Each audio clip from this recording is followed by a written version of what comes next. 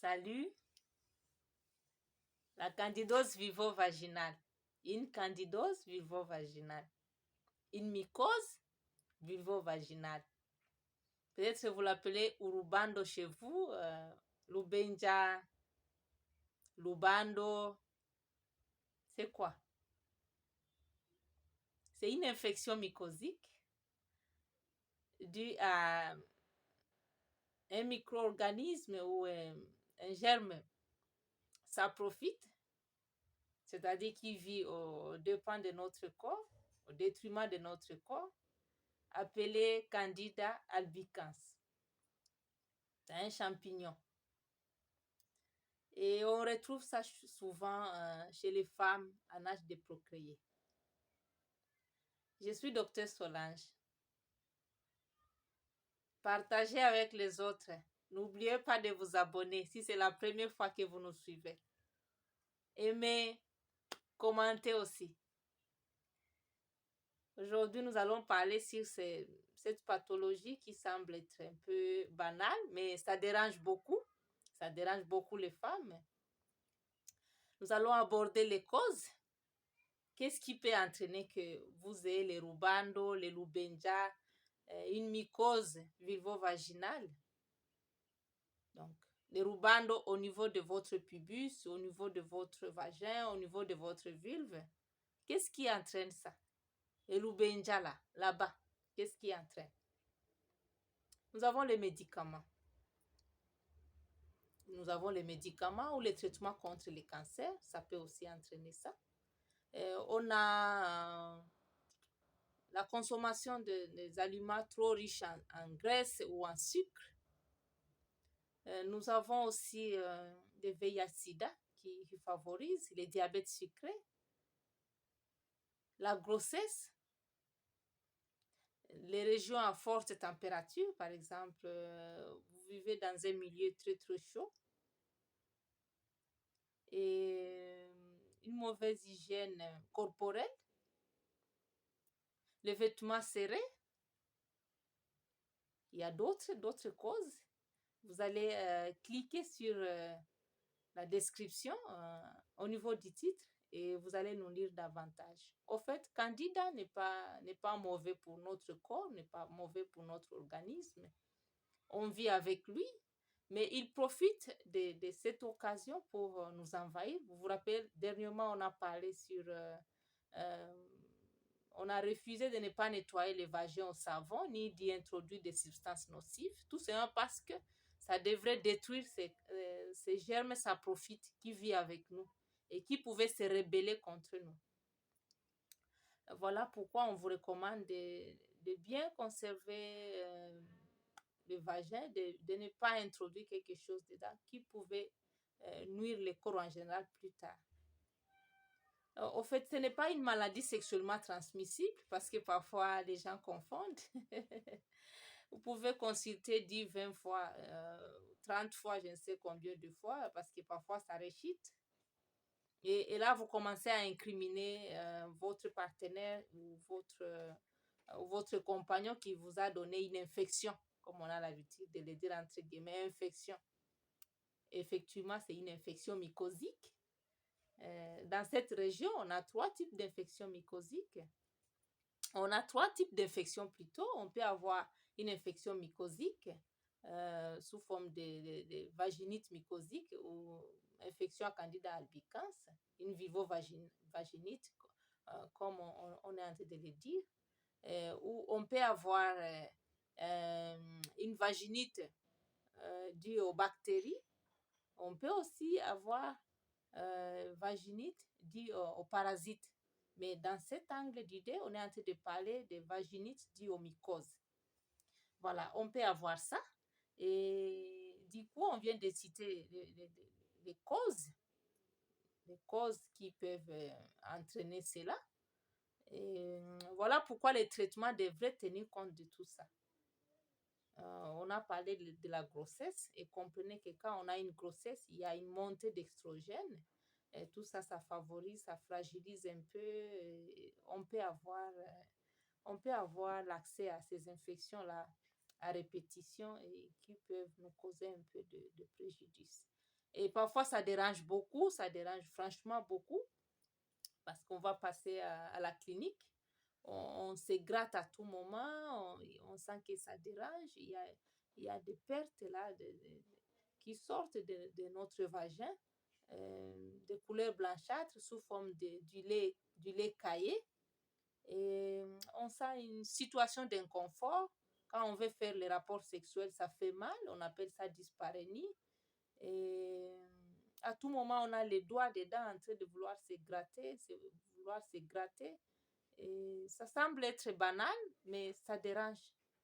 Franchement, ça dérange. Et là, vous pouvez consulter maintes fois. Bien sûr, on peut parfois vous prescrire l'antibiotique, mais ça ne résout pas du tout. Ça ne résout pas du tout.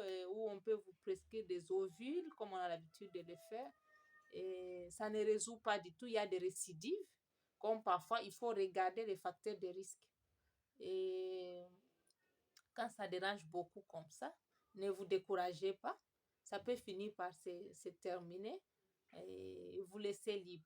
Si par exemple votre diabète est équilibré, euh, votre maladie est bien traitée, bien suivie, et si par exemple vous ne vous nettoyez plus aux substances nocives, si par exemple vous n'avez plus la grossesse ou vous n'allaitez pas, on peut vous prescrire aussi une molécule qui peut vous venir en aide et vous traiter une seule fois pour toutes. Mais je voudrais seulement vous dire que ce n'est pas une maladie sexuellement transmissible. Donc, on ne l'appelle pas sexuellement transmissible parce que votre partenaire ne peut pas l'attraper, même si vous l'avez. Donc, ça peut arriver chez vous et votre partenaire ne l'aura pas.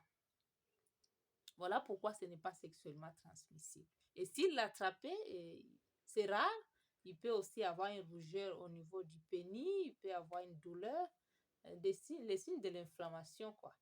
Et on peut aussi les traiter, mais on peut aussi lui traiter, mais ce n'est pas du tout franchement grave chez lui comme chez vous. Donc, c'est une infection qui survient chez les femmes en âge de procréer.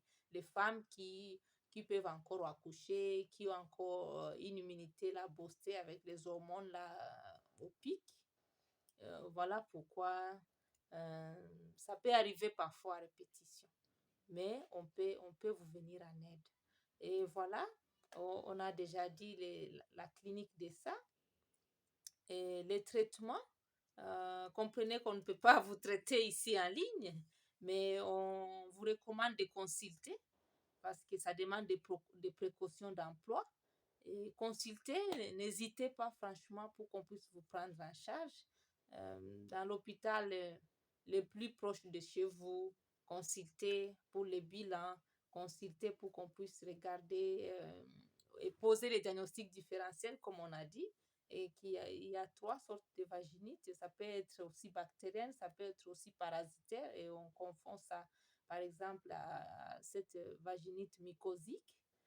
Mais quand vous êtes à l'hôpital, on peut différencier ça. Mais de votre côté, quand vous sentez que vous vous grattez déjà beaucoup et vous avez déjà pris les médicaments, ça ne finit pas. Vous pouvez même prendre votre miroir et regarder si vous n'avez pas une tache rouge ou pelée ou déjà gris blanchâtre au niveau de votre vulve. Et ça peut vous donner d'indices si ce n'est pas une mycose, les rubando ou rubenja au niveau de la voie vaginale. Parfois même, vous pouvez avoir les panaris. Les panaris, on appelle ça mududu en swahili, au niveau de votre ongle. Tout simplement parce que vous avez une mycose vulvo-vaginale.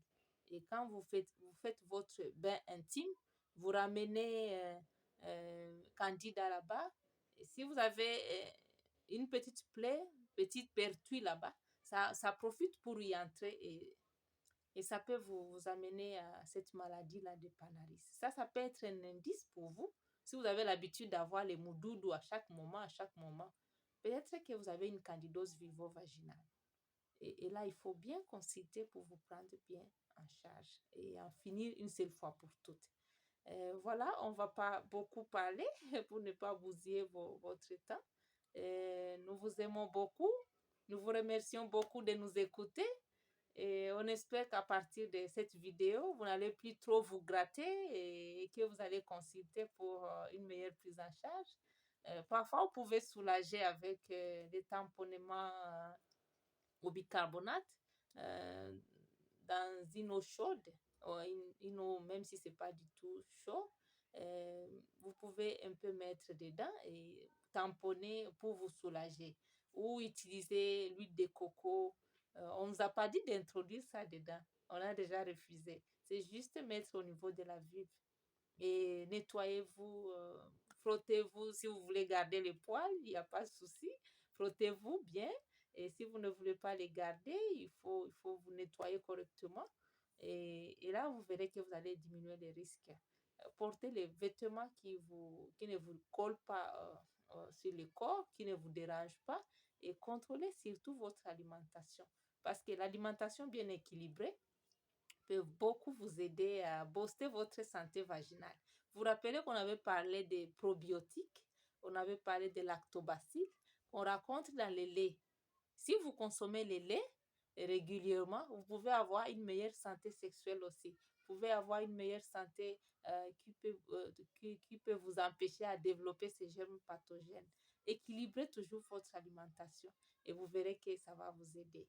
Et surtout, à ne pas vous culpabiliser que vous avez attrapé l'infection ou ça peut se développer de soi, même si vous n'avez pas eu ça quelque part.